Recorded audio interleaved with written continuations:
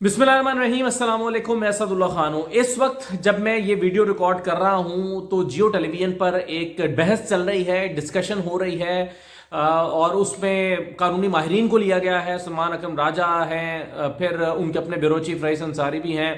एक बहस चल रही है कि जो नोटिफिकेशन जो समरी भेजी है वज़ीर आला ने गवर्नर को समरी से तहलील करने के लिए, उसमें जो है वो तारीख पे ओवर राइटिंग है।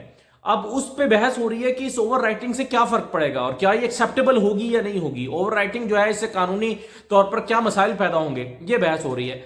लेकिन इस बहस से 6 मिनट पहले परवेज इलाही ने मोनिस इलाही ने एक और नोटिफिकेशन शेयर किया है। शायद ये फ्रेश निकाला गया होगा ओवर राइटिंग को खत्म करके, और उसमें तारीख पे कोई ओवर राइटिंग नहीं है। आप देख भी सकते हैं, मैं आपको दिखा भी रहा हूं।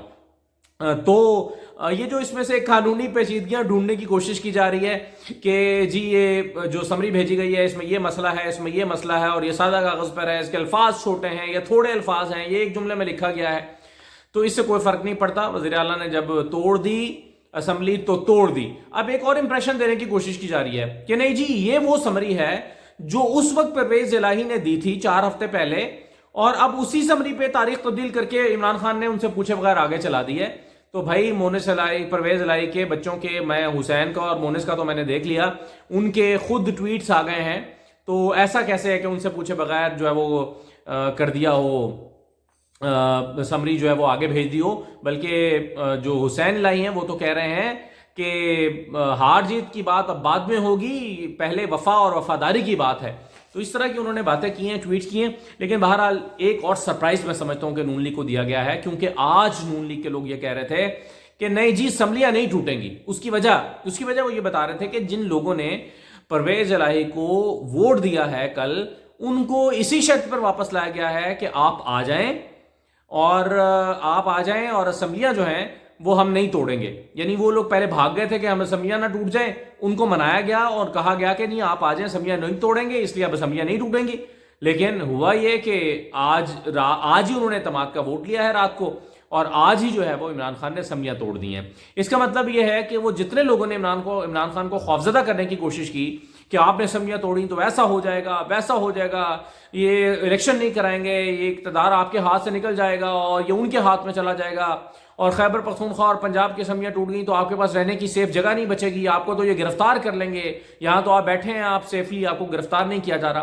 तो कई तरह से इमरान खान को डराने की कोशिश की गई। लेकिन इमरान खान ने जितनी जल्दी रिस्पॉन्ड किया है, इससे लगता है कि उनको कोई भाम नहीं था। और संडे को जो मेरी मुलाकात हुई थी इमरान खान से, मेरी और सदीक जान की, उसमें हमने जब उनसे सवाल किया था कि खान साहब असम्बलियां तो उठते उठते मैंने पूछा कि असम्बलियां तोड़ रहे हैं, इनफैक्ट सदीक जान ने पूछा कि असम्बलियां तोड़ रहे हैं खान साहब, तो खान साहब ने कहा कि एब्सोल्युटली 100%, इसमें कोई शक ही नहीं है। तो ये बातें इमरान खान साहब ने जो है वो की थी, और ऐसा लगता है कि उनको इस पर कोई भाम नहीं था कि असम्बलियां तोड़नी है। तभी उन्होंने वक्त नहीं, आज दोपहर में भी कहा जा रहा था कि 2 से 3 दिन लगेंगे फैसला करने में कि असम्बलियां कब तोड़नी है, और मजाक उड़ाया जा रहा था, मजाक बनाया जा रहा था कि असम्बलियां तोड़ के दिखाएं, ये तोड़ेंगे नहीं, ये डरे हुए हैं। तो इमरान खान ने साबित किया है कि वो फ्रंट फुट पर आके खेलने वाले आदमी है, वो डर के खेलने वाले आदमी नहीं है, और वो एक अटैकिंग गेम खेलते हैं, और वो उसमें जो उन्होंने प्लान बनाया है उसको पूरा कैलकुलेट किया है, उसके मुताबिक चलेंगे। अब आ जाए इस बात पर कि क्या होगा, इलेक्शन होंगे या नहीं होंगे। तो भाई इलेक्शन कराने के सिवा तो कोई रास्ता नहीं है। आज भी जितने लोगों से, नून लीग के लोगों से और पीडीएम के लोगों से बात हुई, पीपल्स पार्टी के लोगों से बात हुई, उन्होंने कहा कि इलेक्शन तो कराने पड़ेंगे और इलेक्शन कराने के अलावा कोई रास्ता नहीं है। अब ये जो रास्ते हैं कि जी एक एक्सटेंडेड इंटरम सेटअप आ जाए, या ये आ जाए, वो आ जाए, ये मुल्क को बर्बादी की तरफ ले जाने का फॉर्मूला है।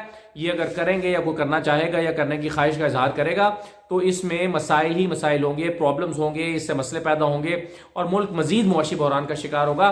तो ये तो हल नहीं है। फिर हल क्या है? हल 2 हैं। एक ये है कि 2 सूबों में इलेक्शन करा दिए जाएं, और दूसरा है कि आप पूरे पाकिस्तान में इकट्ठा इलेक्शन कराएं। अभी तक नून लीग ये सोच रही है कि 2 ही सूबों में इलेक्शन कराए जाएं, लेकिन इसके भी कॉन्सिक्वेंसेज हैं। ऐसा नहीं है कि आप 2 सूबों में इलेक्शन कराएं और उसके बाद जो है वो आप आराम से बैठ जाएं। यानी फर्ज करें, आप, एक सिनेरियो है कि आप 2 सूबों में इलेक्शन होते हैं, खैबर पख्तूनख्वा और पंजाब में। तो खैबर पख्तूनख्वा पंजाब में अगर तहरीक इंसाफ जीत जाती है तो इन 2 सूबों की जीत का बहुत ज्यादा इंपैक्ट बाकी सूबों पर पड़ेगा। कैसे? वो ये कि लोग ये सोचेंगे, अच्छा 2 सूबों में इन्होंने जीत गए, इतने इनके पास सीटें आ चुकी हैं, تو اب یہ تو حکومت بنائیں گے وفاق میں، تو ہم کیوں نہ پھر ایسی پارٹی کی طرف جائیں جس نے وفاق میں حکومت بنانی ہے۔ تو بلوچستان 50% جو ہے وہ تحریک انصاف کی طرف آ جائے گا اور کہے گا کہ ہم جیتنے والی پارٹی کے ساتھ جائیں گے۔ سندھ آدھا آ جائے گا پیپلز پی ٹی اے کے ساتھ اور کہے گا کہ ہم کیوں نہ جیتنے والی پارٹی کے ساتھ جائیں۔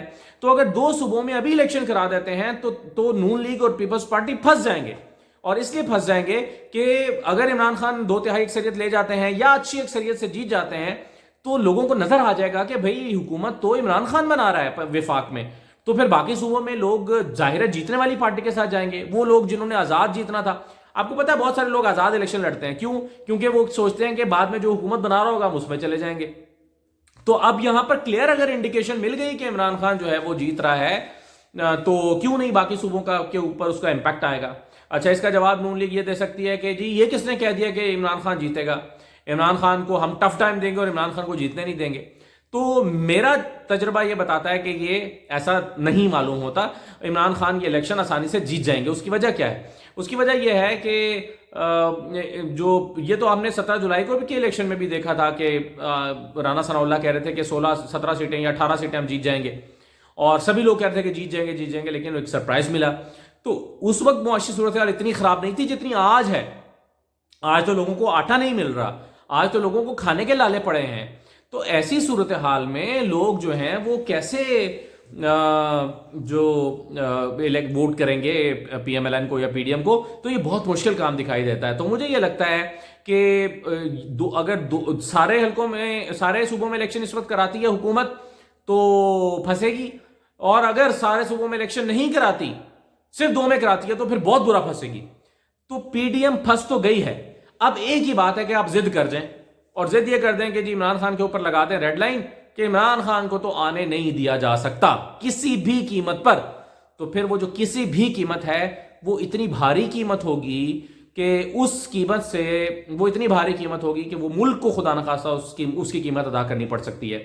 تو یہ ضد کسی کو سوٹ نہیں کرے گی، پاکستان کو سوٹ نہیں کرے گی، پاکستان کے عوام کو سوٹ نہیں کرے گی۔ تو میرا خیال ہے کہ یہ ضد اس وقت پاکستان کے حالات اجازت بھی نہیں دے رہے کہ یہ ضد کی جائے۔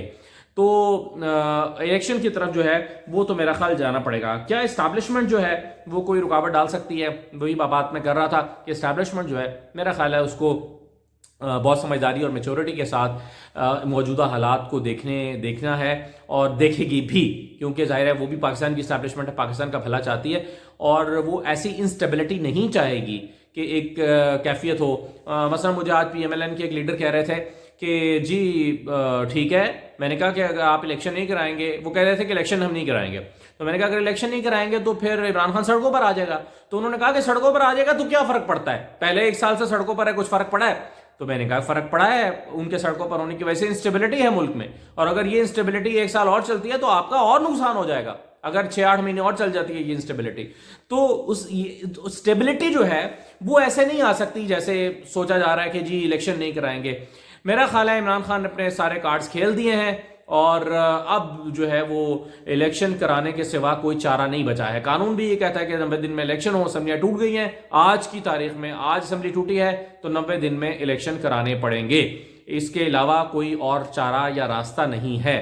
تو یہ والا جو سوال تھا کہ جی رمضان آ جائے گا، اب عمران خان اب نہیں توڑیں گے تو پھر جو ہے وہ پھر جنوری کے آخری یا فروری کے شروع میں توڑیں گے، تو عمران خان نے یہ رمضان کا بھی نہیں سوچا، یا ان کے ذہن میں یہ خطرہ بھی نہیں آیا کہ رمضان ہوگا تو کیا ہوگا، بلکہ عمران خان یہ سوچ رہے ہوں گے کہ 90 دن تو میکسیمم ہے، آپ مارچ کے آخری ہفتے سے پہلے کرا دیں، 2.5 مہینے میں کرا دیں، 2.25 مہینے میں کرا دیں، الیکشن کرائیں تاکہ جو ہے وہ جائیں۔ ایک اور نقطہ اس میں یہ ہے کہ جو مردم شماری ہو رہی ہے، جی مردم شماری شروع ہو گئی ہے، مردم شماری اس پر افیکٹ نہیں ڈال سکتی۔ اس کی کیا وجہ ہے؟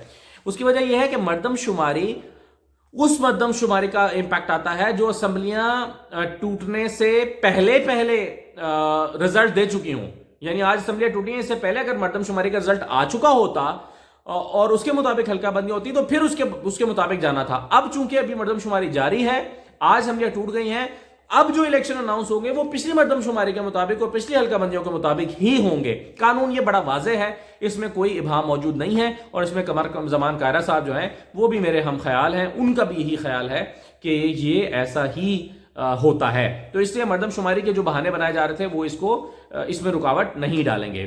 تو یہ جناب صورتحال ہے عمران خان کو ڈرانے والے کامیاب نہیں ہو سکے اور پی ڈی ایم کے سارے راستے عمران خان نے بند کر دیے ہیں، اور ابھی یہ معلوم ہوتا ہے کہ پرویز الہی اگرچہ انہوں نے پوری خوشی کے ساتھ یہ فیصلہ نہیں کیا ہوگا، لیکن بہرحال وہ عمران خان کے ساتھ ہول ہارٹیڈلی کھڑے ہیں، اور کوئی چونو چرا کیے بغیر انہوں نے سمری پر دستخط کر دیے ہیں۔ اجازت دیجیے، اللہ حافظ۔